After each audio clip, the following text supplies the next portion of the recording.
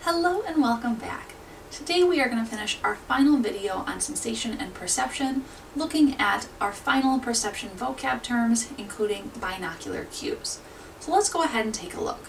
In our last video, we talked about monocular cues and other perceptual organization concepts. Today, we want to take a look at binocular cues, so depth perception that requires both eyes. There are two types of binocular cues that help us to perceive depth.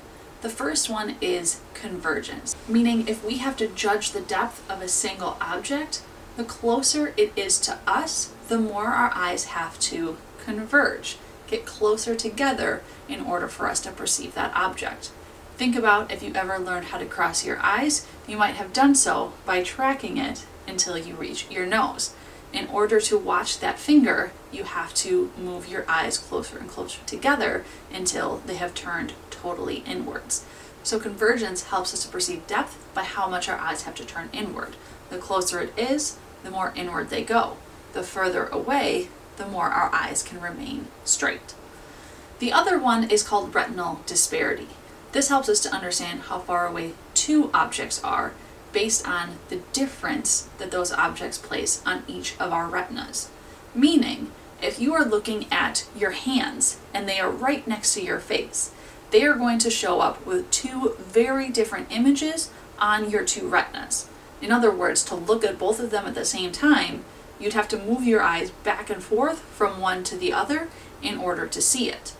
But if you are looking at something from a farther distance, say you looking at my hands right now, you don't have to move your eyes back and forth to see them both.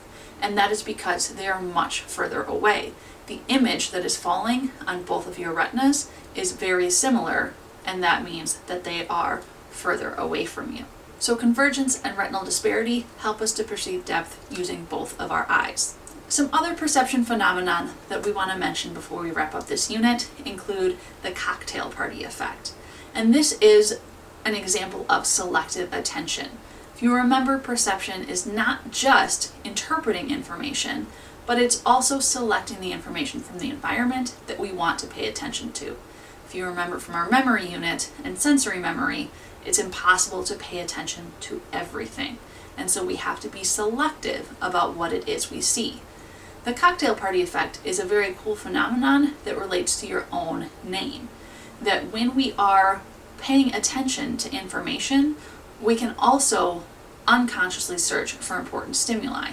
Our name is important to us, so if we hear it being mentioned in a conversation, say on the other side of the room, we might hear our name even though we're paying attention to the conversation directly in front of us, and that's why it's referred to as the cocktail party effect. We also experience phenomenon such as change blindness and inattentional blindness.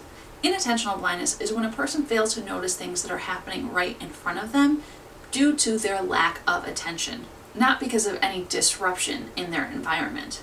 Whereas change blindness is when a person fails to notice a change because of a disruption in their environment.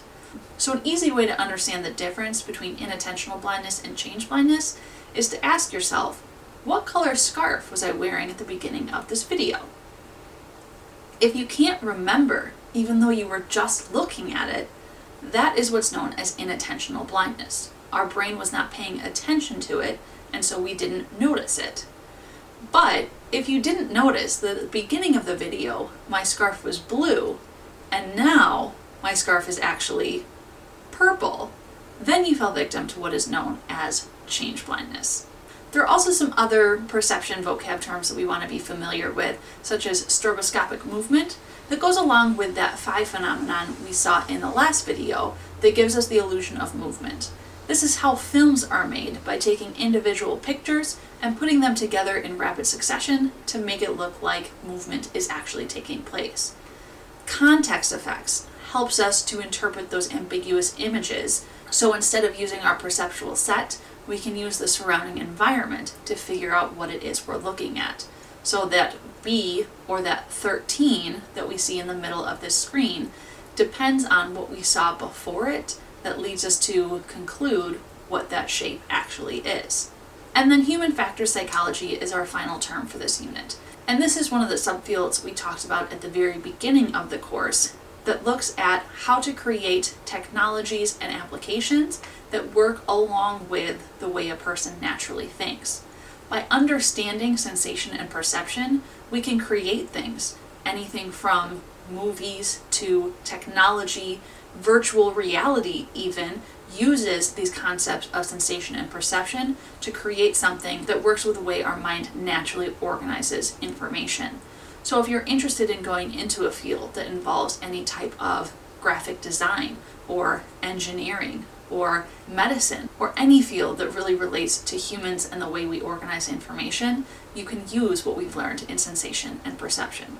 So hopefully this was a useful unit for you, and hopefully you enjoyed learning a little bit more about how your senses work and how your brain organizes this information. So thank you so much for watching, and as always remember, be kind to your mind.